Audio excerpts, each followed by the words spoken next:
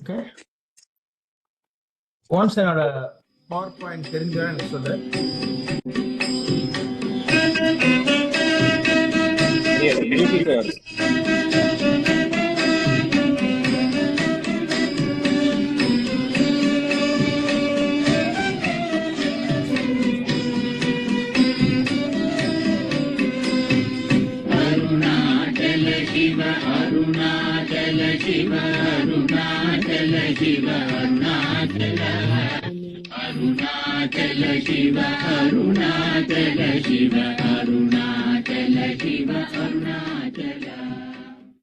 Very good. Okay. So the sound law okay vanchilla. Yeah. Okay. Okay, super. Fantastic. So இன்னைக்கு நம்ம என்ன பண்றோம்னாக்கா first we will start on we won't jump into the verses right away. We'll probably get to one verse towards the end. Once we start the verses, there are only 42 verses, right? Like two benedictory verses. Tamil Mangala Vendban Sulva. Other plus 40. That's all. It's a reality in 40 verses. It will go very fast. There is absolutely no mystical angle to it. There is no hidden meanings. They're very, very straightforward. And I'll also keep it very simple. Like we will not belabor the points. The whole idea is that those 40 verses are very straight,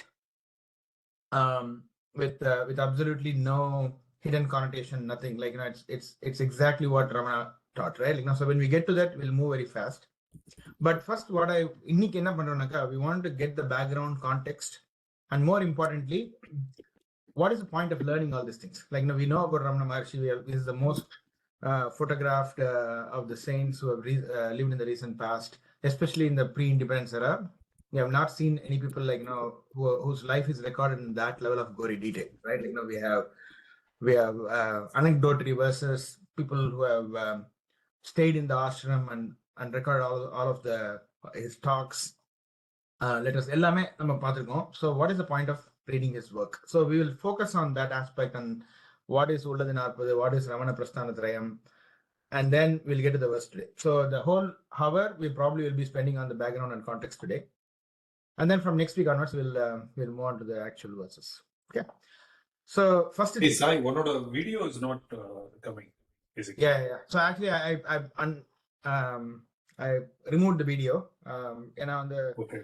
I don't know, bandwidth regulation, so restriction. So I'll come back to the video after the presentation. Okay. Good man. Yeah.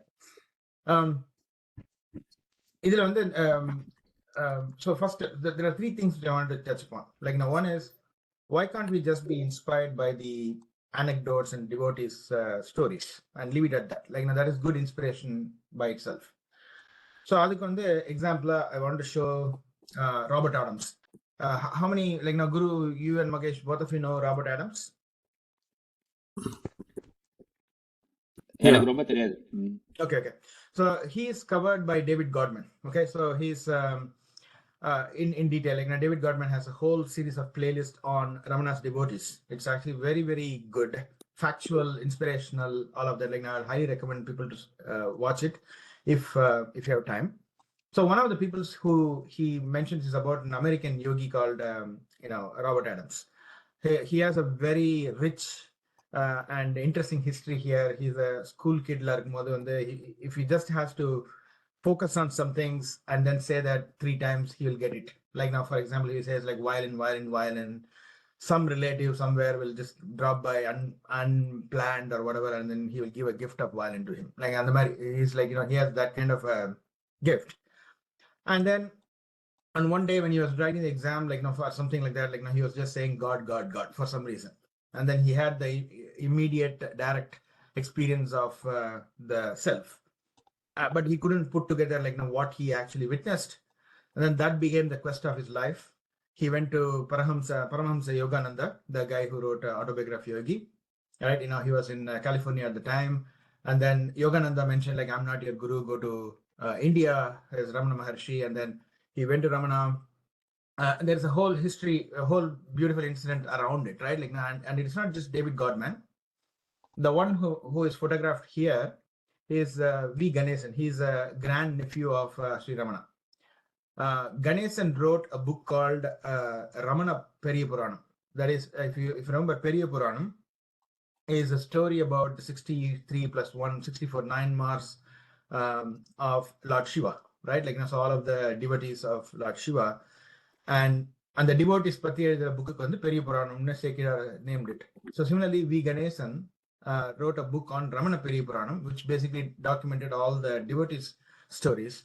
Papaji, Robert Adams, Kunju Swamigal, Muruganar, Annamalai Swamigal, அவங்களோட பேர்லாம் எல்லாமே இருக்கும் அதுல with stories. So even V. Ganesan documented about Robert Adams and authenticated that story, right? And then in 2020, there is a mountain path edition that came out, and the little girl, the skirt here, you see here right next to Ramana Maharshi, she is Arthur Osborne's daughter, Kitty Osborne. And she actually published an article in Mountain Path. If you go there, I've given the link in the notes.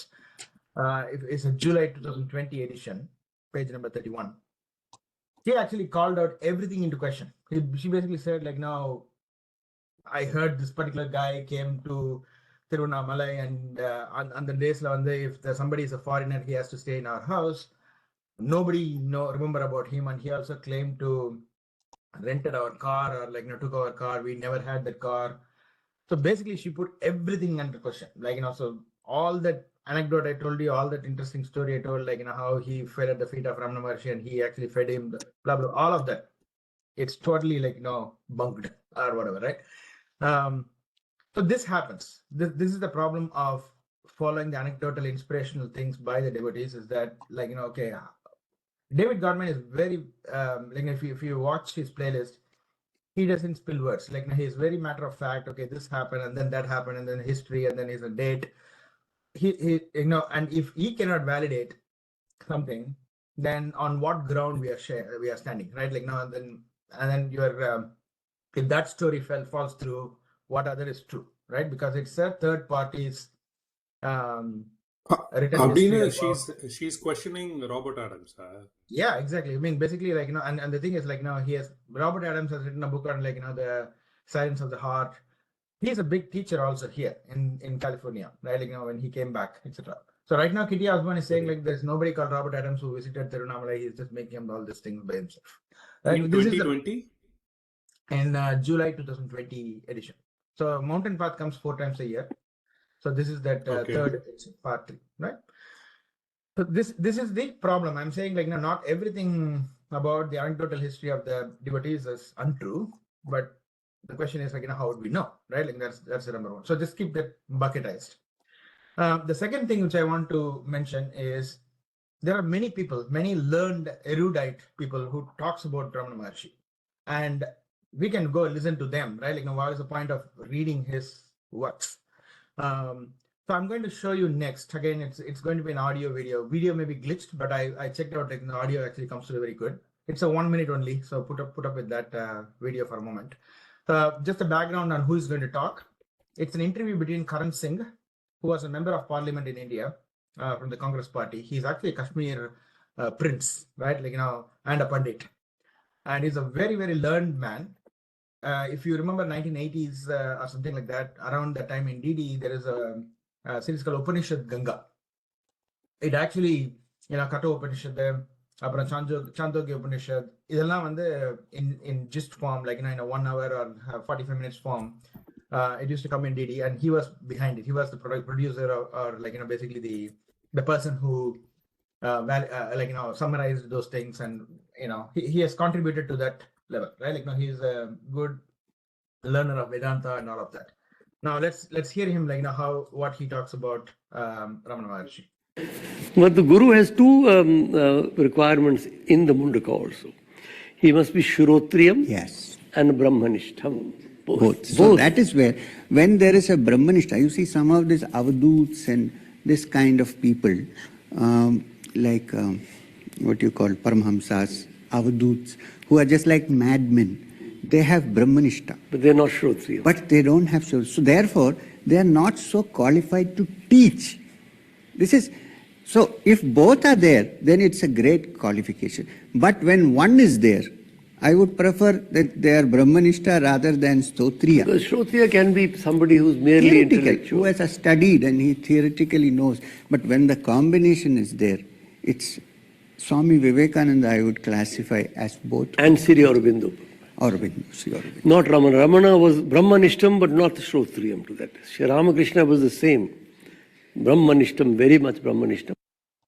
Okay, so you heard him talk. They were pretty respectful of Ramana. Like, they didn't say anything badly about Ramana. Like, this the other one who's talking is Sriyam, with whom I have taken the initiation of Kriya Yoga. So he's my teacher as well, right? Like, so what they mentioned, nothing is bad about Ramana, but see how they characterize Ramana Maharshi as Brahmanishta or an Avaduta who has the experience of the self, but he never taught anything that is of matter to us. Like, we cannot learn anything from Ramana Maharshi's writings. Whereas Sri Aurobindo has filled up a bookshelf of books from whom we can learn, and he is a real teacher and a person who has experienced the self, but not Ramana Maharshi. And this is a common opinion, right? Because most of the people who know about Ramana Maharshi and the way they pronounce his name, it's a dead giveaway. They are like Hindi learned people. Like they'll say Raman Maharshi. It's not Ramana, right? And most of the people, even they know Tamil, they don't know how to parse the poetic language of the Tamil Venba and all of that thing. So they say like Ramana did not contribute anything, but if you go and sit in his presence, that's good enough or whatever, right? Like so they just hand wave about his contributions. Now look at what all Ramana actually. Sorry, one question here. You said the Brahmanishtam, I assume that enlightened person, and then the Shurotriyam is what? Is a person who can explain, write down things, Okay. and write commentaries, write books, write advice, be a good teacher. So his point is that like Ramana did not either learn Vedanta or nor did he actually wrote down anything of matter for people to learn from his writings. Right? Yeah. Shrotriyamnaka the Shruti vandu padicham vandu Shrotram. Yeah. Now, but in reality, this is the actual reality, right? Like now, so on the left hand side, I have the works of Ramana Maharshi. On the right hand side, some other verses. I'll differentiate these two. So Ramana Maharshi actually wrote on the left hand side. Everything is like now original contribution. That is, he did not translate, right? Like he actually wrote, Arunachala Aksharamanamala, which basically that's what the Aksharamanamala is. What we started the song with, right? Like the song you heard in the first slide is Aksharamanamala. And even though on outside it looks like it is praising Arunachala, it's actually infused with Vedantic concepts. And if you know even bit of Tamil, you can actually understand that's not just, oh, you are this great, you are that great, Parvati is your wife. Normal praises of gods will be like that. But you look at Aksharamanamala, it's actually Vedantic concepts distilled in a benedictory format, right? In a praising format. And then he wrote a bunch of them because Arunachala he considered as his father and himself as the son of Arunachala.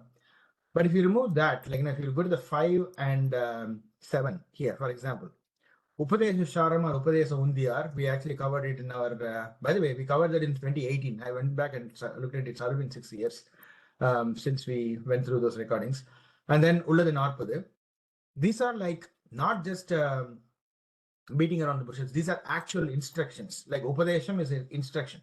And then Anma Vidyai. Idella on the actual original works of Ramana Maharshi, but all of them is in Tamil. And so the people who don't know Tamil cannot pass through it. And then on the right hand side, these are actually translations and distillation of certain Sanskrit texts, like Dakshinamurti Stotram, Dakshinamurti Stotram, Devika Lotram, அதுக்கப்புறம் வந்து ஹஸ்தாமலகா, ஆத்மபோதம், விவேகச்சுரம், இதெல்லாம் வந்து ஆத்மபோதம், விவேகச்சுரம் இதெல்லாம் வந்து சங்கராசோட work. Dirigdrisha Viveka. அதுக்கப்புறம் வந்து the one that is not mentioned here is he actually translated Bhagavad Gita summarized into the 42 essential verses instead of 700 verses, right? He has done whole bunch of things. But the general opinion is what? It's basically he hasn't contributed anything to literature or where you can't learn anything from him. He's dead now. Yeah. So Bhagavan has written translations for Atmabodha and Viveka Chudamani? Yes, yes. It's in Tamil Parayanam. It's not just he wrote the translations. It's sung every week. Like Monday through Saturday, they have in Ramana Ashram, they have this thing, right? And actually they have a small book, which is called Tamil Parayanam. And that Tamil Parayanam actually tells on Monday what they sing, Tuesday what they sing. And they actually, on Thursday, I believe, they do the Hastamlaka Stotram, Atma Bodha, and it's now part of the Tamil Parayanam itself. Yeah. I see. And detailed commentary also on that, because Muruganar after Ramana Maharshi passed away, Muruganar was alive and he was staying in Tirunamalai, and the people who knew him, he will not come out. He did not gain any glory, nothing. But the people who knew him, they went there and then they requested to, because this Tamil is hard to decode, right? Because it's in the poetic format like Ranala. They asked him for commentary, and he will be beautifully explaining all of them. I'll come to who is Muruganar and all of that. We will actually get through that. Yeah. So that is the second part. So what is the first one we covered? We covered that there are enough anecdotes about Ramana Maharshi, but the thing is, these are like third-hand descriptions, and some of them can fall through, and then your entire faith on that will collapse along with it. Second is, if you listen to other learned persons, learned in Vedanta, even they don't really appreciate what Ramana Maharshi has contributed. Okay, they will all agree that he is on Manishta or Brahmanishta, but what did he contribute? No, nothing much. Not like Aurobindo Maharaj, for example. What's the exact translation of Brahmanishta?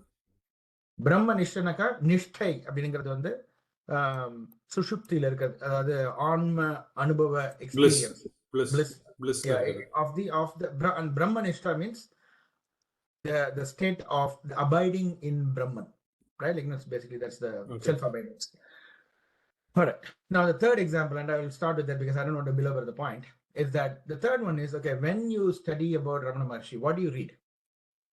Anyone's house you go to who has Ramana Maharshi's photo in his house will have day to day with Ramana Maharshi, or talks, letters, and then Ramana Maharshi Ramana Maharshi follow pandra, who am I dam pandrathu. So they basically have this concept of Ramana Maharshi naka talks, the ones that are actually, these are like very thick books, very interesting books on on the happenings in the ashram while Ramana was alive and was talking, right? These are all, and so people give a lot of importance to these works.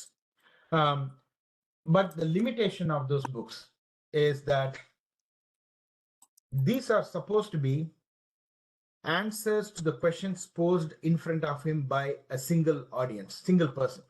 Okay, like for example, Siva Prakasam Pillai came to him when he was in the early days in Tirunamalai, and then he posted the first question, Nan Yar, right? So that's all. He didn't ask how to do Kundalini Yoga or anything Nan Yar ni kettaru. And then Ramana Maharshi said, Arive ni. Then Siva Prakasam Pillai's the second question is, what is the characteristics of this Arivu that you're talking about? Arivin Swarupam enna. So that was a very rare occurrence. Usually what happens is, when people come, they come with their baggage.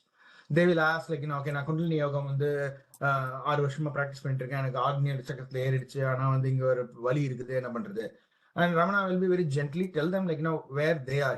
He will meet them where they are. Rather than pushing his agenda, he will meet them where they are, and then he'll explain and just concede to them certain things. He'll give some concessions, and he will explain to them how to get out of the situation, and then they'll go away. And if somebody else will record this thing in the note, right? Kundalini யோகம் இது பண்ணும்பொழுது ஆக்னேய சக்கரத்தில் புருவமத்தில் வச்சு பண்ணும்போது இங்க வலி இருந்ததுனாக்கா அதை gently move it to the heart என்று ரமணர் சொன்னார் அப்படின்னு சொல்லிட்டு on this day, in June 1929 he said that அப்படின்னு சொல்லிட்டு ரெக்கார்ட் பண்ணி வச்சிருவாங்க. இன்னொருத்தர் நான் கிருஷ்ணர் பக்தி நான் பண்றேன், கிருஷ்ணர் பக்தி நான் பண்ணும்போது எனக்கு கிருஷ்ணர் எப்போ பார்த்தாலும் நேரம் வந்துட்டு இருக்காரு, விளையாடுவாரு, என்னோடலாம் இருப்பாரு. So I have that kind of an experience, but it doesn't last. Some after playing with me, he just goes away, and when he goes away, I'm very depressed. What should I do? And this is the story of Harivanshlal Punjaji, like our Papaji. And then Ramana Maharshi said, where is this Krishna that you play with right now? Is he here right now with you? So he will never push back and say that you are hallucinating, right? He will not dismiss you. He will say, this Krishna that you play with and you eat with and you dance with, இப்ப நீ என்னோட பேசிட்டு இருக்கும்போது where is Krishna? அப்படின்னு கேட்டாக்கா, then Papaji said, sorry, he's not here. Right? This is one of the times where he disappeared, and basically I feel very down. And Ramana Maharshi says, a God who appears and then disappears is not of real value, real use to you. Like you find out from where you are seeing that God. So he will direct him gently in the same direction he's going, but towards his heart, right, or towards himself. இதை வந்து இன்னொருத்தர் record பண்ணிருப்பாங்க. Okay, பிராமணர் வந்து பக்தி மூலமா ஒரு அன்பர் வந்தார், அவர் வந்து இந்த மாதிரி சொன்னார், அவருக்கு இந்த மாதிரி பதில் சொன்னார். So now you're hearing him, okay, Ramana Maharshi, is he a Kundalini Yoga guru or Bhakti guru? In the மாதிரி confusion வரும். The reason for the confusion is there's nothing confusing as far as Ramana's instructions. Those were meant to be an answer to a single aspirant, single devotee. இதை நீ record பண்ணி Ramana ஆசிரமோட logo போட்டு போடும்போது Sorry, what was the thing that not a single devotee? என்னது அதுக்கு முன்னாடி என்ன சொன்னீங்க? So it is an answer. So all the things that are written in talks, right? Like Ramana Maharshi talks in Purmada, it's not a discourse he gave. Most of them are like it's an answer to a question posed by a single devotee. And that answer is the most valid answer for that devotee, right? Because he's at that place. And so Ramana meets him at that place, and he answers that question. But when it is printed as a written word, it looks like, oh, that's what Ramana's instruction. But page 423 அவர் குண்டலினி யோகம் பத்தி சொல்றாரு, page 324 அவர் வந்து பக்தி பத்தி சொல்றாரு. So it's very confusing. So this is the problem, right? Like, you read these talks and letters, it's good to read them. Actually, I have those books, I read them. There's nothing wrong with them. There's beautiful. They actually take you to that point in time. It's almost like you are in the ashram when you read that thing, like, because it is written in that level of detail. So beautiful, but they are not instructions for you. Okay, that's an important thing. So this is a summary. Whilst the stories which we heard about, like, the anecdotes and stories, like all the devotees, like Robert Adams and people, opinions of famous people about Ramana Maharshi, we hear an example of Karan Singh, and the popular works that depict Ramana Maharshi can all be inspirational. Okay, by all means, read them, enjoy. They are like sugar candy, like, why would you not eat candy? It's very tasty. But there's no substitute for Shravana Manana Nididhyasana of Ramana's authentic and canonical works. That's what we are going into right now. And what are those authentic and canonical works? And combinedly, they're called Ramana Prasthaana Thrayam. Three books are there, which are actual instructions, which are not a question posed by somebody else. These are what Ramana wants to articulate when he's not asked a specific question. Right? Like, these are actually his instructions. So this is the one that we need to read. Any questions? What is Shravana Manana Nididhyasana? So Shravananaka kekradhu, hearing, reading, right? Like, so this is actually this is nothing to do with Ramana. Shravana Manana Nididhyasana is all from Vedantic words. That basically, like, if you are studying Upanishads, for example, you hear the Upanishads from the Guru, and then once you hear it, because of the credibility you have on the Guru, you trust it. Because of the faith you have on the Shruti, you trust it, and you give it to a full audience. Like, without being skeptical, you actually listen to it fully, and then but not accept everything. And then you go and ponder about it. That's manna, right? You contemplate on it. You actually ask the questions. Okay, but you said this doesn't make sense. So you have this dialogue with the Guru. That's manana. Like, you are making it in your mind. Like, manana. Whatever you heard first, there is Shravana. You basically question that, you basically debate it, you basically back and forth with the Guru. And then once you're completely satisfied, don't keep on asking the same question again and again. That's a problem with the spiritual thing, is that one day it look like it's answered and you go back, and then again the same question, it happens like in 2 years back, the 2 years later. That's not the right thing. You clearly, like, without any doubt, you clarify. And then the last state is the most important, is the Nididhyasana, which is meditating upon it. At that point, you have heard the message that you are Brahman. You don't have any questions about it, because you have heard it and you have already discussed that enough. That's manana, it's done. Nididhyasana is contemplation and meditation. You are putting yourself in that state, because at that point you don't have any doubt. You do Nididhyasana until the time you actually get the experience of the Anubhuti, and after which you don't need any practice. So the Shravana Manana Nididhyasana is like very intensely focused activity on the canonical works. Okay, so let's go to what those canonical works are. What is the Ramana Prasthaana Thrayam? But because I use the term Prasthana Thrayam, so let's just spend a few minutes on what Prasthana Thrayam means, and then we'll go to what is Ramana Prasthana Thrayam. So Prasthana Thrayam abdinaka, these are basically the three sources or the three canonical texts that expounds the nature of knowledge, justification, and rationality of why it is saying what it is saying. And these are the texts with epistemic authorities, especially of the Vedantic schools. For example, if you read Mahabharata, if you read some Puranam, and let's say you have some confusion between these two, you don't let Mahabharata clarify that concept. It will be one of these three books, Upanishads, Brahma Sutra, or Bhagavad Gita, that will be the one that will be clarifying that the actual underlying principles and the rationality and the authority comes from these three books, right? Upanishad, Brahma Sutra, and Bhagavad Gita. So that is how Prasthana Thrayam is defined. Now, what happens is, like, while the other parts of Vedas deals with like mantras, benedictions, rituals, ceremonies, sacrifices, and all of that, Upanishads are the end of Veda, or Veda Anta, or the distilled knowledge of the Vedas, that deal with meditation, philosophy, and spiritual knowledge. And Upanishads are commonly Veda Anta. For instance, and Upanishads meditations, philosophy and spiritual knowledge. So they deal only with that. They don't deal with like fire rituals and like devas if they please panna, they won't. They will basically go to the end of knowledge, that is the end of Vedas. Okay, so what? Being on the question of Vedas, just so what? And the Veda Antam, that is the Antam of Vedas. And the setup and context of these Upanishads can be very different, right? Like there are they say like 108 Upanishads, and then 10 of them are major, blah blah blah, all of that. Like, I'm not going into the details of each Upanishad here, but each Upanishad's context and settings may be different. For example, in Katha Upanishad, it is a discussion between a little boy called Nachiketa and Yama, right? A lot of time and death. It can also be a setup as a discussion between a sage and his wife. In Brihadaranyaka Upanishad, the whole setting will be like between the sage and his wife. Or in Mundaka Upanishad, it may be a discussion between a sage and his disciple. Chandogya Upanishad, it may be a discussion between his father and son. Or they can get away with all these things in Mandukya Upanishad, it's just 12 verses. It expands upon the concept of Om, A-U-M, or a sound how that is Brahman.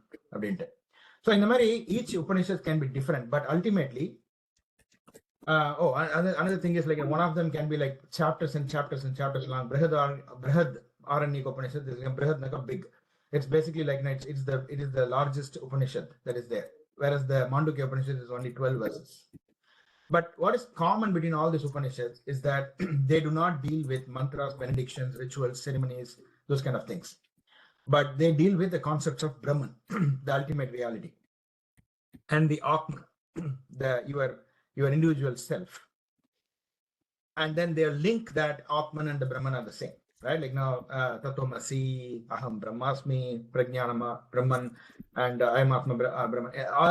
So ultimately, it will come to that point that these two things that you think, Brahman there and individual self here, they are not two different things. They are the same. They are one and the same, and you are it. Right? This is the point of this Upanishads. And Upanishads are, in another word, they're called Shruti Prasthana. That means they give you the solid philosophical foundation, and they're supposed to be heard, not read. So Shruti Prasthana. These are wisdoms revealed to different sages, and then they passed down by Guru Shishya Parampara. Okay.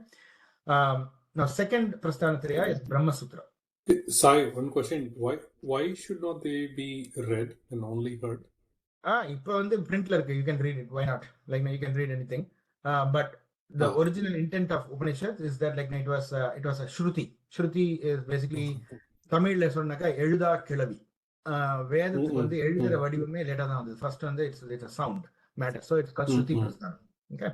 Second of the Prasthana Trayi is the Brahma Sutras. Brahma Sutras are attributed to a single author, right? Like now Upanishads are like different stages. It's a revealed truth to the different stages, and then they come through Guru Parampara, Guru Sishya Parampara. Brahma Sutra, it's attributed to a single author, Badarayana or Vyasa. It also deals with the universal truth of the Atman, but it is even crisp and condensed than Upanishad.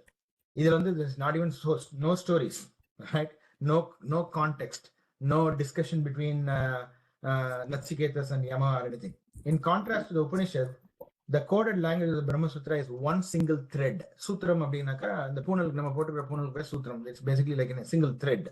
That's what sutra means. It's like Yoga Sutra naka, the aphorisms in yoga, right? Like it is written in that gist. It is not, nothing is expanded. Here it's your truth. Who will then expand upon it? The commentators. They will expand upon it. But the sutras are very, very, very condensed milk. You can think about it. Like, it's a condensed knowledge. No stories, no extraneous stuff. For example, when Brahma Sutra starts, the starting line of Brahma Sutra is this: Atato Brahma Jignasa. Okay, now is the time to inquire about the absolute truth. The starting line of Brahma Sutra is this. This is not the time for your stories, itihasas, Puranas, nothing. And so this is like, now, இப்போ எல்லாம் முடிச்சாச்சு, இப்போ நம்ம பிரம்மனை பத்தி பேசுவோம். இப்படிதான் ஆரம்பிக்கும் போதே. So the axioms of logic are expand upon this, and so this prasthanam is called Nyaya Prasthana. It's logical text. They will set up certain existing claims of reality, and then they will disprove it. And then towards the like Vedantic Nyaya. So that's how Brahma Sutra is written. Now, since I told you it is a single thread, it is written as a single thread. I'll actually put those things. Actually, I should have done this thing.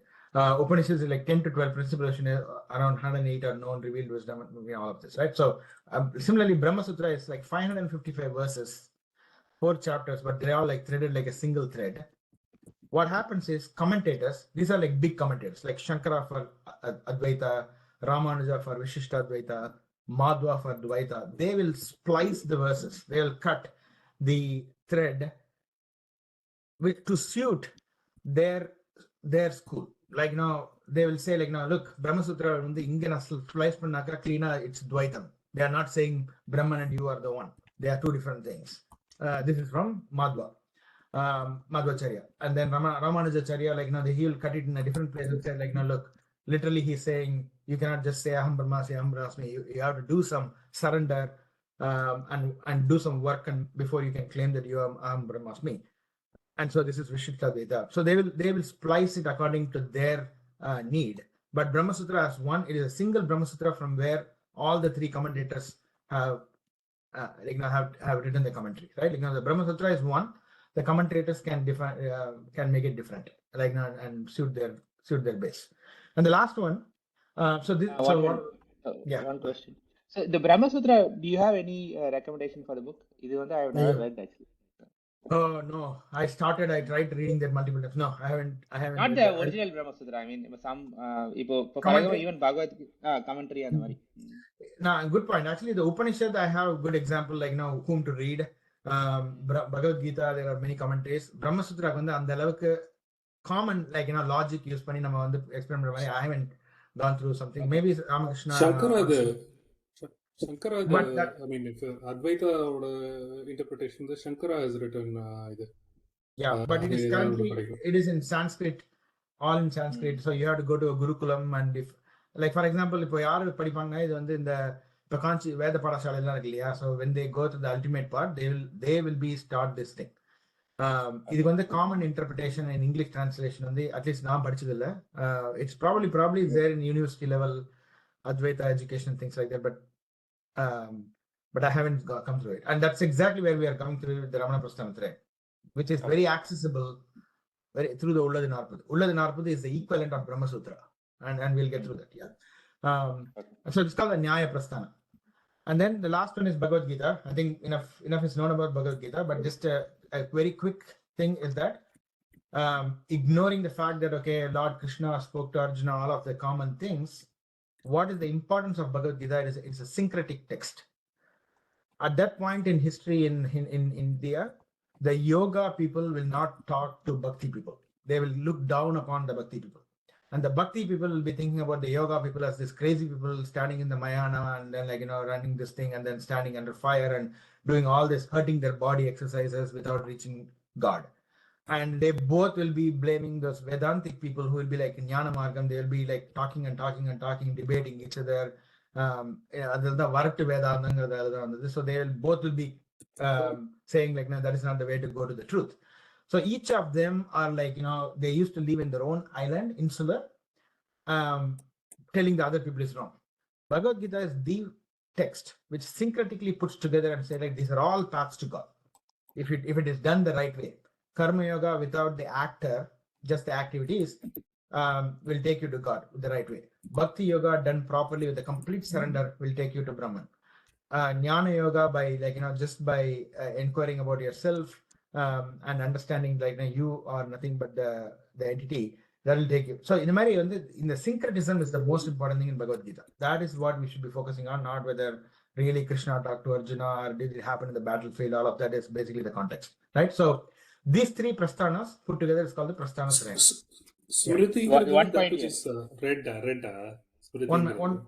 Shruti is heard. Shruti is sound. Plus, Smriti. Smriti is a written text. Yeah. So, Yeah. Guru? So just instantly, I'm kind of going through the Swami Sarvapyananda Bhagavad Gita lecture. Yes, I actually 100 videos இருக்கு. The whole it was at least 20 பண்ணிருக்கேன், but it was very good.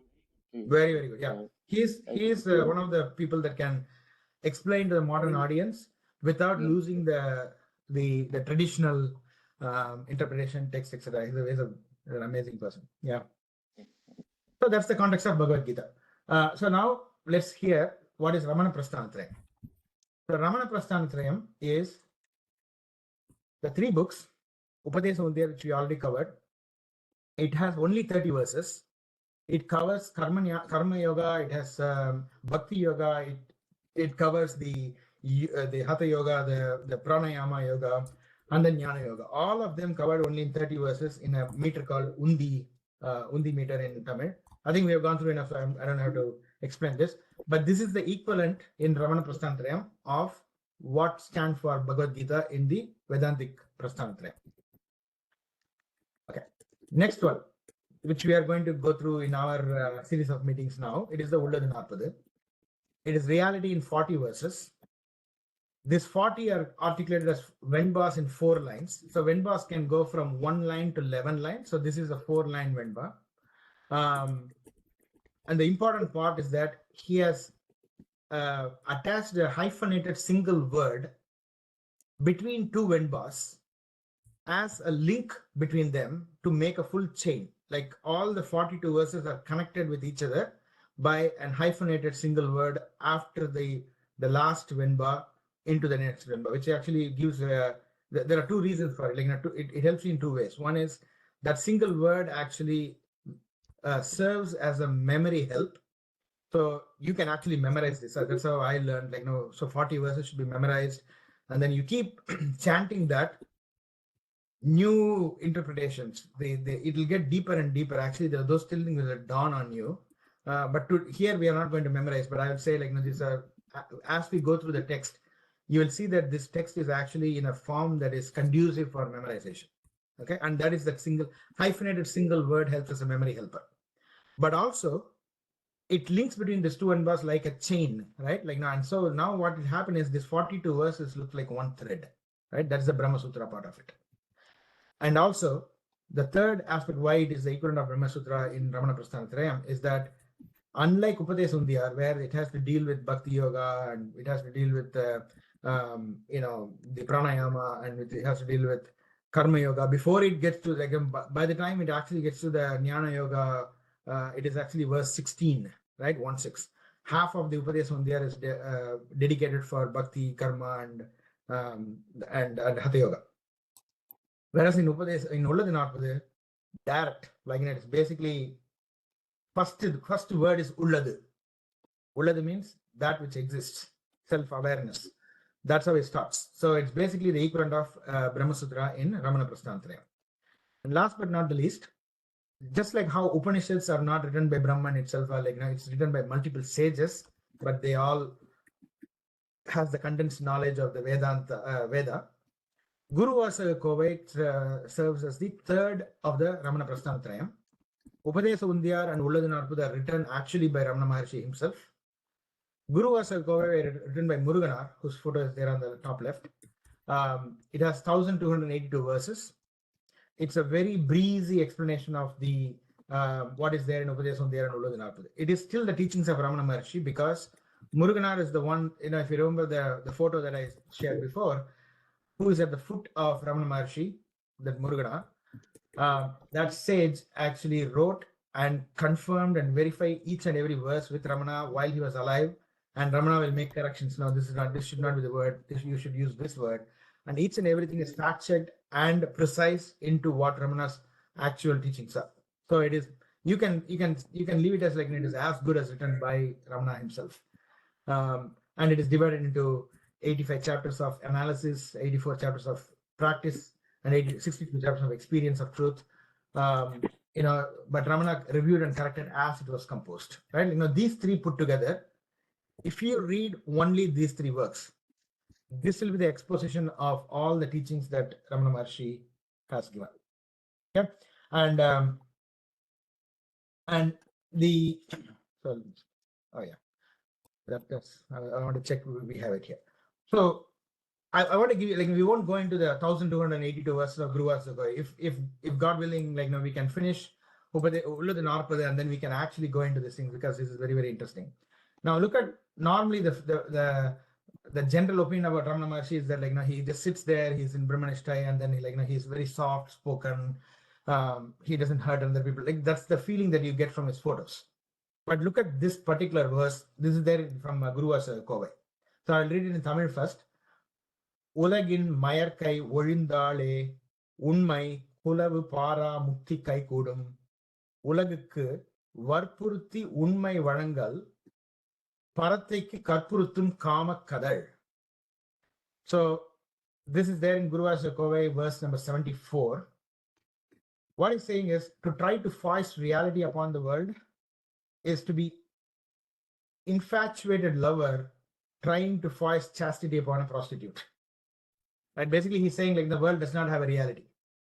All right, you are conditioned to thinking that there is a tree there is a computer here, there's this all the dualities here because of your conditioning, and so you are the one who is foisting the reality upon the world, and that is as laughable as foisting chastity upon a prostitute. Now the thing is, you will never guess that Ramana would write this kind of slapping verses. He just drops mic and slaps. So there's one more thing, I just want to give that and then we'll move on, is that verse number 5.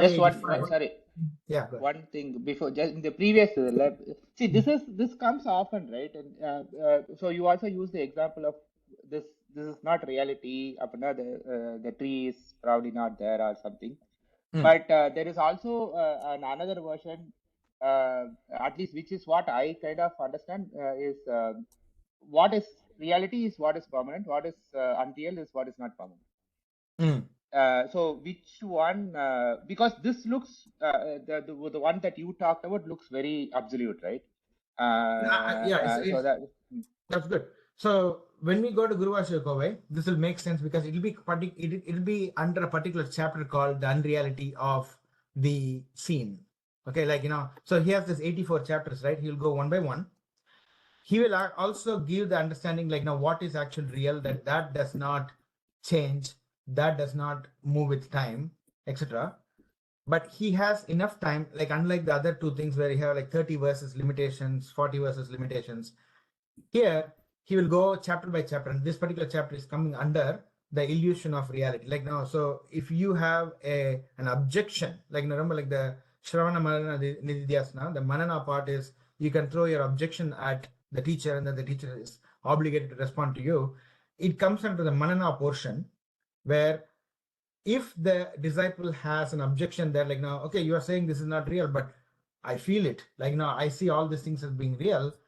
That chapter is about a response to that unreality of nature.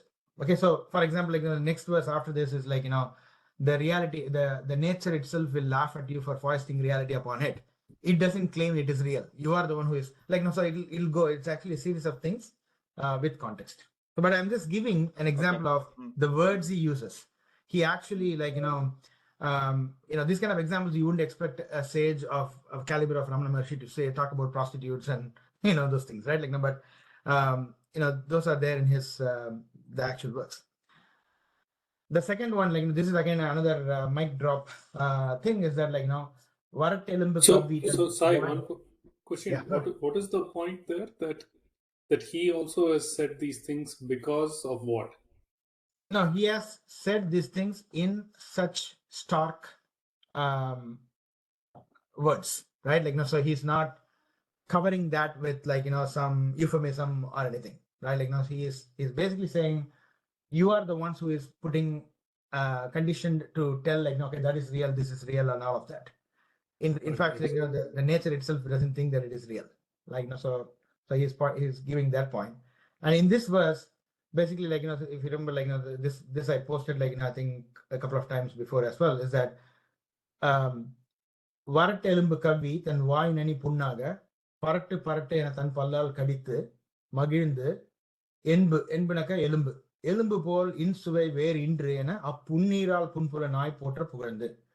So a dog bites on the bone, it is tasting its own blood. It's actually getting hurt and it is tasting its own blood and is attributing the taste, its own blood's taste, as this bone is so tasty, and it keeps doing it. And every time it does it, it still gets the gum gets hurt, right? That's exactly how we live in this world. This world is so beautiful, and then you go get hurt, come back, but what you're actually experiencing is your own self. So in the alavukku clarity it will be there in this works, right? Now in Guru Asa Govai, for example. The last thing that I want to mention is, okay, so why Ramana Prasthaana Thrayam? We already discussed that. So one of the things I want to point to here, because we are nearing the 1 hour mark, is I won't go into this quote and all of these things, but when you read Upanishads, again, there's nothing wrong. We should read Upanishads, we should read Bhagavad Gita, and if possible, Brahma Sutra, all of that. They were written a particular point in time. They were telling about the timeless truth. Absolutely, they're talking about Brahman, which doesn't matter whether Tipu Sultan ruled or British ruled or Indian ruling or 1992 or 2024, it's the same Brahman. Okay, they are pointing to something timeless, but they were written in a particular time. So they are set in that context. So they'll talk about, for example, in Mundaka Upanishad, one of the Upanishads, secrets to success. Now, how do you get material success? They mention Yada lelayate harchihi samidhe havyavahane tadha jabhagavantare nahuti pratipadayet. What this means is, when the flame of fire burning high is moving, then one should perform the oblations in the space between the portions where the ghee should be poured in this particular side and that particular proportion in order to please the devas to get successful. Okay, it is there in the Upanishad itself. It's not in the Karma Kanda, it's in the knowledge, in the Jnana Kanda. But right now, today in 2024, we don't talk about success in that way, right? We are talking about how persistence gives you success, your agency gives you success. There's a success formula, there's a 7 steps to success, all of that. Now, that kind of a fire worship, all of that made sense when Mundaka Upanishad was written. Because what are they saying? They are not prescribing you to go and do fire worship. In Mundaka Upanishad, just 8 verses after what we spoke about in this particular verse, how to oblate the, how to do fire sacrifice and please the devas. 8 verses after that, the verse 10 says, "These ignorant men, regarding sacrificial and charitable acts as most important, do not know any other help to bliss. Having enjoyed in the heights of heaven, they enter again and again into this inferior world." That is the point of Mundaka Upanishad telling this verse. It is not telling you to go and practice fire worship, but it's saying these learned men, they keep doing this thing, and then because of the punya they go to the heaven and then they come back here. And hence, no point in doing this thing. This is the point of Upanishad. But when you read verse number 2, as a modern man, you will say that, like, okay, all these things is bullshit, right? Like, I'm not going to read further. So this doesn't appeal to 2024. So why is Upanishad saying that? The main thing is Upanishad tells about the Karma Kanda as something called Purva Paksha. Okay, Purva Pakshanaka, they state the legitimate claim of the alternate point of view, which is basically Karma Kanda, and then negate it. But in today's material world, you keep reading that, you come across many of this kind of the things that you don't really believe right now, and you think that Upanishad is talking about fair sacrifice, and the Purva Paksha Vadam is not valid in 2024's concept. The concept of timeless reality and Brahman is still valid. But in order to get there, you need to read the Purva Paksha Vadam, which is basically written in that early hundreds, or whenever the Upanishads were written, right? Like, so that is one of the problems when you read Upanishad. Like, you will get to that again and again. And then I'm just contrasting that with what is mentioned in Upanishad Undiyar. Here, what is mentioned as karma is that, like, it is mentioned as a seed.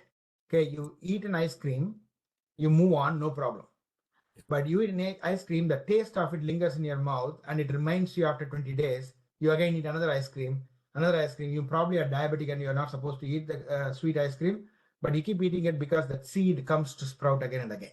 Like, so the Ramana Prasthaana Thrayam handles about this karma and all those things in a practical way that makes sense in 2024 compared to like fire worship and all of that. Like, so that is one of the reasons this is, like, much more relevant to the current context.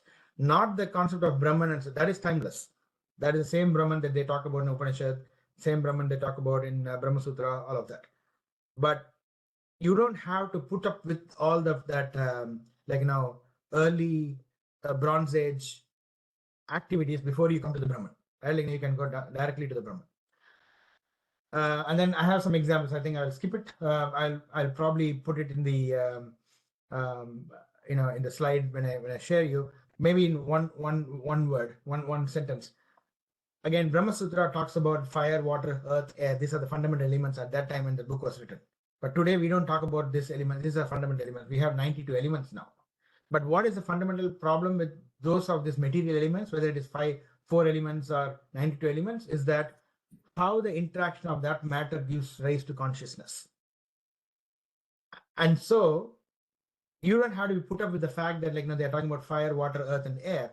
Because if you actually read Brahma Sutra, the prana, mind, all of the organs of sense, they come up from this fire, water, earth, and air alone is not possible, because these are all just matter.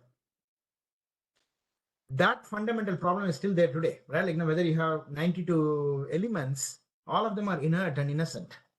The interaction of those carbon, nitrogen, hydrogen, oxygen, all of that, how does it give you consciousness? This is a problem today also. But you go and read any of this Upanishad work or like Brahma Sutra, all of that, they'll talk about like this kind of dhatus, right? And you say, like, these dhatus are like pseudoscience. But the point of Brahma Sutra or Upanishad is not to talk about the dhatus, but the point is to raise the question of those dhatus are inert. How does it raise to consciousness? Now, without that baggage, you can actually talk directly about consciousness with even with today's understanding of matter and elements, right? Like, so all of these things are avoided when you go read Ramana Prasthaana Thrayam, right? Like, that's the second part. And the last one is Ramana doesn't give any concession to duality, right? Like, so there are some people who will say when you are practicing, it is Dvaita, and when you achieve the abidance, that is non-duality, Advaita. But this particular verse, we will actually read it in Ulladhu Naarpadhu. Verse number 37 is that Sadhagatil Dvaitam, Sadhyatil Advaitam. So Sadhagatil Dvaitam means when you are practicing, when you are performing like bhakti, when you are doing yoga, all of this, you are stationed in Dvaitam. But when you actually read, when you get the reality that's actually Advaitam, that is also not true. Odhiginra vadam adum unmai alla. அதுக்கு example ஆதரவாய் அதுக்கு fundamental foundation is because தான் தேடும் காலும் தன்னை அடைந்த காலத்தும் தான் தசமன் அன்றி யார்தான். that last two lines point to that story which we all have read as a children's book, the 10 people crossing the water, and they all think that one of them died, and then some bypasser has to come and tell, like, beat all of them to say, like, 1, 2, 3, 4, 5, 6, 7, 8, 9, 10 people, like, you all are there. If you remember that story, what Ramana is pointing to is, while you were searching for the 10th person and you are afraid that one of them is lost, and you are crying about the person who is lost, as well as when you found that, like, the 10th person is there, you are the 10th person. There's no change in it. So you cannot say that while you are practicing Dvaita is true, while you get the abidance of Advaita is true. That is not true. Advaita is the foundational truth. You are searching for it. And an example, like, when you're searching for the 10th person, also the 10th person was you. When you found it is also the 10th person is you. So there is no difference in that. Right. So he sticks to the pure non-dualistic standpoint in Ulladhu Naarpadhu. Right. So this is the reasons why we should be reading Ramana Prasthaana Thrayam, where Upanishads and Brahma Sutra and Bhagavad Gita is still an interesting read. Like, you should go and study them. But Ramana Prasthaana Thrayam is like, it cuts through some of the baggage of the Purva Paksha. Okay. I think we have 6 minutes. Let me try to cover the structure. Muruganar is a sage, is a Tamil poet. Unfortunate part is he lived in the post-independence era where the materialistic Tamil poets were, like, much more successful, and he was as, like, strong as Manika Vasagar, but very rarely people know about him, right? Like, now, so that's Murugan's story. The thing is, when he came to Bhagavan, Ramana Maharshi, he came with no baggage. He just told Ramana, instruct, right? Like, now, that is the beauty of it. Like, he didn't ask questions. He basically was like, instruct, and then he learned, and then he basically got the abidance of the truth. Ulladhu Naarpadhu was basically his goading of Ramana Maharshi. When he came in 1923 to Ramana, he already saw 21 stray verses that Ramana Maharshi has written with no particular title, right? Like, they were out there. He requested Ramana to link them in order and make those 21 verses cogent. In the process, he said, like, look, it'll be good if we have 40 verses, because in Tamil scriptures, Tamil, not, I won't call it scriptures, Ilakyam, the literature, this 40 is a very important number, because you saw Inna Naarpadhu, Inivai Naarpadhu, Kar Naarpadhu, Kalavari Naarpadhu. These are all called the 18 works, 11 கீழ்கணக்கு. அதுல வந்து நிறைய 40 வரும். Inna Naarpadhu the 40 harmful things that you should avoid. Inivai Naarpadhu means what 40 things you should seek in life. Kar Naarpadhu, that's a consolatory verses using rain as an analogy, and 40 verses on the consolation. If you have a loss, you read that book. Kalavari Naarpadhu means how to behave in a warfield. 40 ways to behave in the warfield. Like this, there is a precedence for this 40. So they wanted to get this to 40 verses. But in the process of doing that, they had to discard 18 verses, because that 18 verses did not distill the purest Advaita that Ramana wants to teach. And they found a different place. Those 18 verses were not lost. They found in Anubandham. There's a different text. But only the 3 verses from the original 21 survived into the Ulladhu Naarpadhu. And within 2.5 weeks, and this is the important part, we have to the exact date when these are composed. So you don't have to guess, is the is there authenticity to this thing? Who actually composed? Is Ramana composed, or somebody who came behind composed, or whatever? All these things are to the date. It's actually documented. In the end, only verses 37 and 40, the one of the verses that I showed right now, Sadhakatil Advaitam, Sadhyatil Advaitam, that was one of the original verses. And 37 and 40 were untouched, and then all the things were done within 2.5 weeks. And then they added 2 benedictory verses on the request from Kavya Ganta Ganapati. So he is another big rishi that stayed with Ramana. He's a Sanskrit scholar. He's not a Tamil scholar. I'll just give a hint about the importance of him. He wrote 1,000 verses on Uma, goddess Parvati. It just flew out of his mouth. That's why it's called Kavya Kanta. Kanta means the throat. Whatever he speaks becomes a Sanskrit sloka. That's how powerful he is as a Sanskrit scholar. So his work on the goddess Parvati is called Uma Sahasram. When Kanchi Mahapariva heard about this, he actually wanted to meet Kavya Gandam Ganapati. Like, they actually had an audience. They met in Calcutta when he was camping there, Mahabariva. And Kavya Gandam Ganapati was one of the people who recommended, I mean, when Mahabariva was mentioning to Kavya Gandam Ganapati that, like, I would like to just, contemplate and then, just go from place to place and educate people. Like, that's what he actually wants to do. But as per the Madhadipati, he has to do Chandramaulishwara Puja, and, like, he has this responsibility of Madha's whatever all of those things. Like, I don't want to do that. And Kavi Ganapati is the one who recommended him to find the next successor.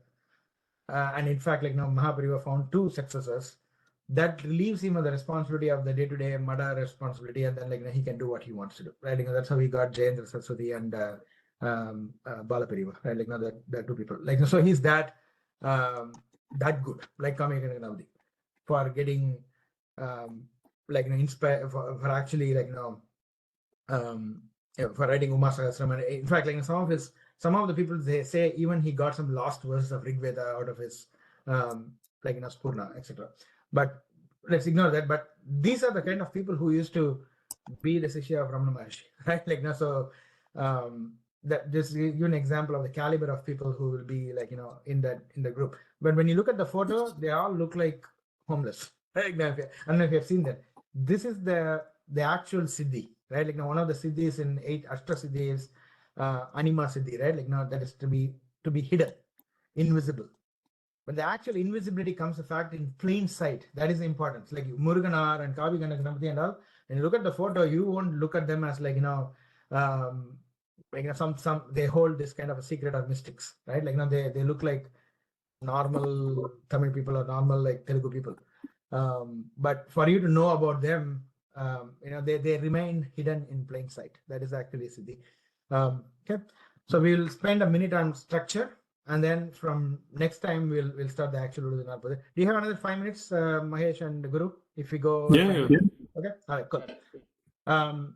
We will cover this also in the next version, next meeting. But I'm just giving now that we have here everyone, the 40 verses are structured as 2 benedictory verse, Mangala Venba, which is usually praised Ganapati, right? Like, so that's how everything starts. Like, if you look at even with Abhirami Antat, even when they want to praise goddess Abhirami, the first one is, like, they will say, Ganapati, please give me the memory and cognizant power that, like, I can remember Abhirami Antati. That's how they start. Like, that's the Mangala verses.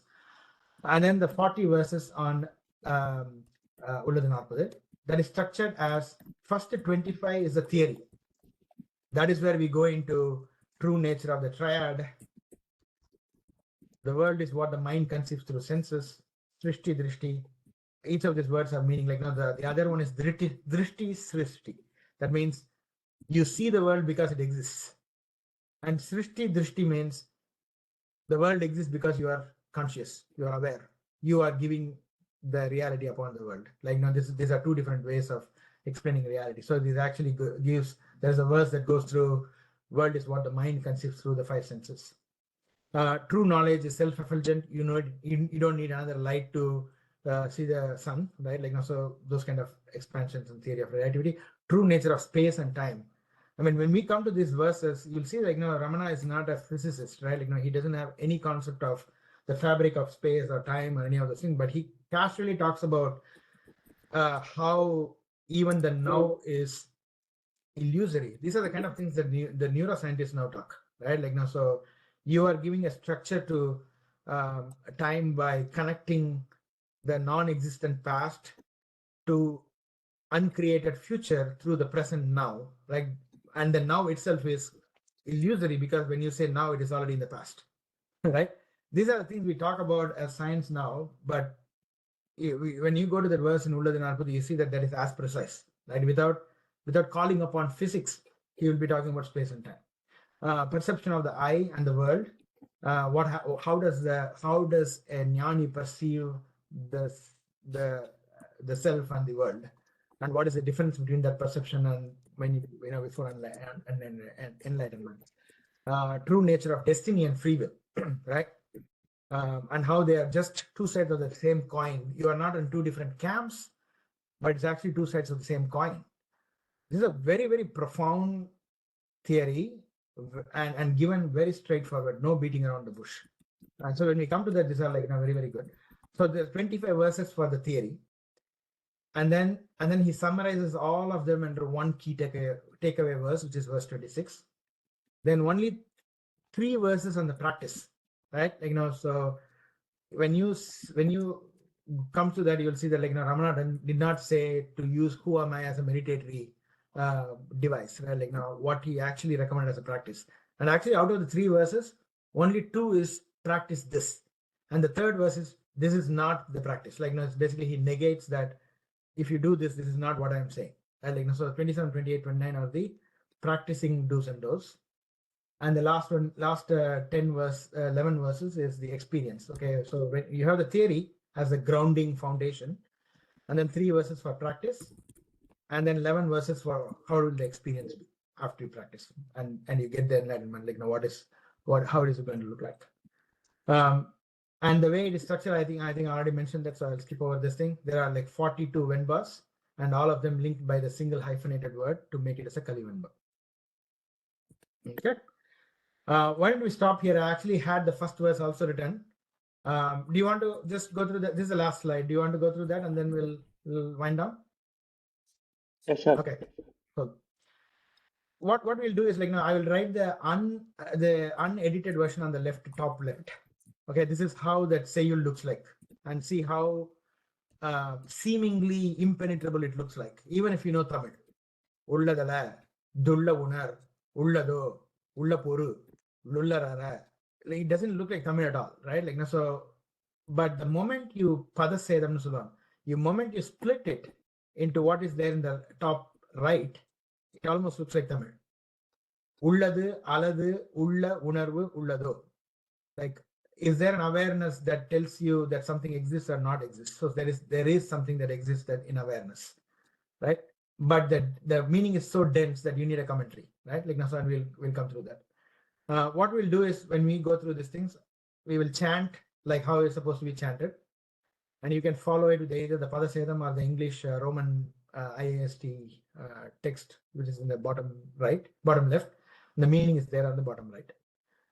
Ulladala, ulla unar, ullado, ulla porul, ulladara, ullate, ulladal, ullamenum, ulla porul, ullalevan, ullate, ullabadi, ullade, ullal unarvaye.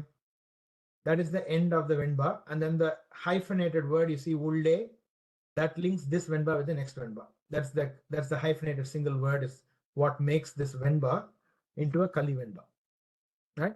And when you go to Ramanashram, this is how they chant.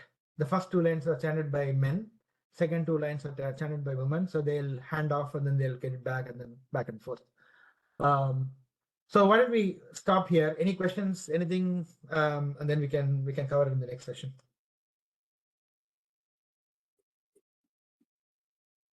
Okay. Yeah, no questions actually. But one one anecdote. So I am one of the person we have discussed, Ramana. I think you guys were big time. I am one of the person who actually shied away from Ramana, even though I have kind of read the books, because it was totally impenetrable for me how to do the practice.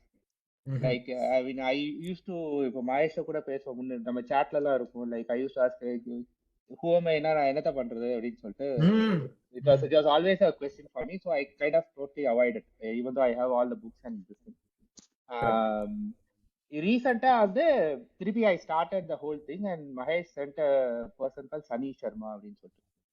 That guy is a modern, I mean he's a very modern guy, I mean even modern than Tom Das probably, and but then some of his was helpful to kind of really, he kind of is not he never deviates from it, even in the guided meditation, just check who am I, who is that, and Mahesh சொல்ற மாதிரி மகேஷ் முன்னாடி வெறுப்பேத்தும் அதே மாதிரி பண்றான். So I'm kind of really looking forward to this now that I have some idea and it's about it. Fantastic, yeah. And the thing is now you don't have to doubt anything in here as whether Ramana said or not. Whether it actually resonates with you right now is totally now you don't have to forcefully accept what Ramana is saying. but giving a clear audience of, okay, this is what the man is trying to say. Okay, let me hear it fully. And then what I've seen again and again is it's me who come to accept it after 2 weeks or 2 months or 2 years. But the word is always rings true, right? Like in the end, it is like, for example, if I want to see the duality, like, now what is the wrong in it? Like, that's what I initially had the discussion, like the thought, right? Like, now, if things are enjoyable, like, now, okay, the tree out there, the mountain out there is also the same Brahman that is manifesting in that format. Let me go enjoy it. Why do I have to say dryly that, like, that doesn't exist? And when you go through this Ulladhu Naarpadhu, you say that Ramana never said that doesn't exist. Go enjoy if you need to, right? Like, so because that is, he will use the Tamil verse, like, it's basically, that is goddess, right? Like, so that is basically whatever that is manifested is goddess. So even the form of Shiva, like the blue guy with the crescent on the head and the Ganga, all of that whole that picture that you have in mind when I say Shiva, that is Parvati. Like, now, when you give a form to even the man form, it is goddess. The formless is the actual, Brahma, the substratum. But if you're enjoying the form, like, understand that this is the manifestation in the form of goddess. And if experience both the good and bad in that kind of a context, you don't have any problem. But he's saying, underlying that, there is a substratum. You can actually even abide in that. And so when you go through these things, like, you can be assured that these are like Ramana's sayings without any filtering of anybody else, like, putting their 2 cents in it. And that's one of the point, like, why you have to read Ulladhu Naarpadhu in Tamil, because there is Saddarshanam. Like, whichever mission I have seen, like, whether it is Chinmaya mission or whether it is any Vedantic school, when they say, okay, let's the next 7 days we are going to have a camp on this book or whatever, they use Saddarshanam, which they say is Ulladhu Naarpadhu. It's not. It is written not by Ramana Maharshi, it is written by Ganapati Muni. Totally a different author altogether, right? But again, because it is Tamil, they think that it's impenetrable, it is only a regional language. So they go into Sanskrit. And that's why I like to read Ulladhu Naarpadhu and then, like, memorize it.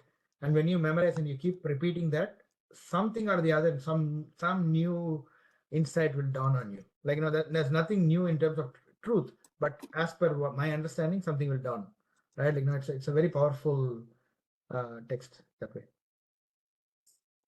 Okay. Sai, one question. Yes. இது இப்ப நான் இந்த தமிழ்ல இந்த லெஃப்ட்ல இருக்குல்ல, அதை வந்து எப்படி படிக்கிறது? பிகாஸ் நம்ம ரமணா சத்சங்ல போய் பாராயணத்துல வந்து இது படிக்கும்போது அந்த பேப்பர்ல அதுல இருந்து எனக்கு படிக்கிறது கஷ்டமா இருக்கு. How do I இப்ப உள்ளதல அப்புறம் துள்ள உணர்வு தானே வருது, அப்புறம் உள்ளதோ உள்ள பொருள், எப்படி அதை நான் படிக்கிறது? எனக்கு சோ இப்போ நான் லெஃப்ட் டாப்ல இருந்து ரைட் டாப்க்கு பதசேதம் பண்ணிருக்கேன் பாரு. பண்ணிருக்கேன். பட் அந்த அவ கொடுக்குற இதுல அது இல்லையா, இது மட்டும் தானே இருக்கு இல்லையா? சோ அப்ப என்ன பண்ணனாக்கா, you actually read it while listening to the sound, then it automatically comes. Like, for example, the first அந்த மேல இருக்கு இல்லையா, உள்ளதல துள்ள உணர்வு இருக்குல்ல, when they chant it, how they chant it, like the Tamil Parayanam MP3s are also available. Like, whatever they are chanting there, it's free. You can download them or you can stream them. So it will actually say the way I chant it right now. So when I chant, right now I'm going to chant the 4 lines. Just watch word by word. I'll probably go through the mouse also. Is the mouse visible when I move? Yeah. Okay. Ulladala dulla unar ullado ulla porul ullalara ullatte ulladal ullamenum ulla porul ullalevan ullatte ullabadi ullade ullal unarvaye ulle. So all this you and all of that they put is because of the sandhi. So in the Kali Venba is like a Bacchus normal. So basically அந்த first வேர்ட்ல வர உள்ளதலன்றதை வந்து எல்லாத்துலயும் use பண்ணிக்க வேண்டியதான். ஏன்னா நான் படிக்கும்போது துள்ள உணர்வு வருது, அப்புறம் லுள்ள உள்ளத்தை யுள்ள அப்படிதான் each word வருது இல்ல. When you hear the sound and you're reading it, don't stop at ulladala. It is ulladaladu, ulla unarvu, ullado, and the u வந்து it is actually iv plus u. And the ullado மட்டும் தான் இங்க வரும். And the iv is part of the previous chi. Oh, So they have a detailed grammar for it. It's actually very computer readable. It's a BNF format for Venba, where each of this word is called seer, and then each say நம்ம தமிழ் நீ தமிழ் தானே படிச்ச ஸ்கூல்ல? ஆமா 10th கிரேட்ல அந்த நேர் நேர் தேமா நிறை நேர் புளிமா அந்த கிராமர் படிச்சிருப்பல்ல? அந்த நேர்னாக்கா குரில் குரில் or குரில் நெடல் அந்த மாதிரிலாம் இருக்கும்ல. So when it is written, it has to be written in this format to abide by that rules of the Venba. Oh, Yeah, so when I reading, you need the processor. so when I'm listening to MP3 or reading it, what should I do to make sure that I'm doing it correctly? 100% focus. So basically, it's actually easy. It's not as difficult as what you are, what you're mentioning. Because if you have the book which has the word like this, and when somebody is chanting, you can actually put your finger on the word and move it from left to right without distraction. One or two times you hear it, you will see how to pronounce it. Then you won't be without that sound. It is very impenetrable. Without. But when you have somebody singing, which you can actually understand, and this thing, you will be able to follow. படிக்கும்போது நீ பாடும்போது எனக்கு ஃபுல்லா அது கிளியரா புரியுது, but நான் அத படிக்கும்போது எனக்கு முடியல. So listen to that MP3 while you're reading it, and put the finger on each word and don't get distracted. It's actually pretty straightforward. Yeah, I mean, I have the same problem. எங்க இருக்கு the MP3 for I'll forward. I'll send you the links. It's actually on Ramana's the Ashram website la irukku. Ashram website la, okay. Actually YouTube la they have put the Tamil Paranams for each day, Monday, Tuesday, Wednesday and mari. Okay. Let me stop the recording now. And then